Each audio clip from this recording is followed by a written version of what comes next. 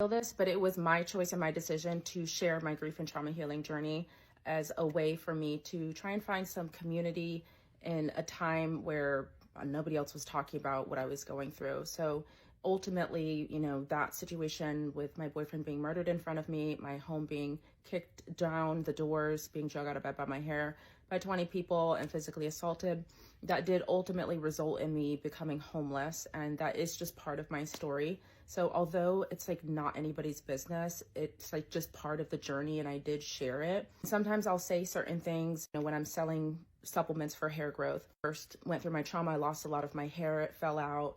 And then I went somewhere and had it bleached, it fell out again. So I've been through that, knowing what it feels like to lose hair.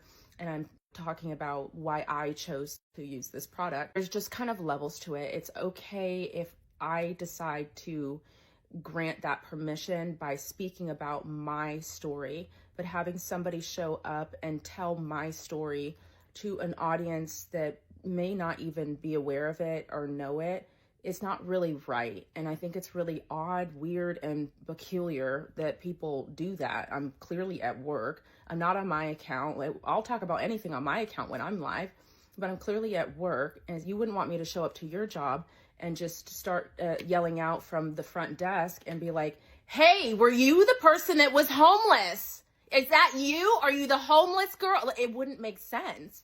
So essentially, I realize it's very different than somebody showing up at a physical job, but it's the same thing, okay? It's a job, I'm at work. There has to be some level of decorum and respect when you're looking at me at my job and not calling out my traumas and trials and tribulations. There's a space for that, there's a time for that. It's not when I'm at work. If I choose to share that, I can do that. But at any given time, I can revoke that access. I can revoke that information. It's my story to tell. It's my story to share. And I can do that when I want, for as long as I want.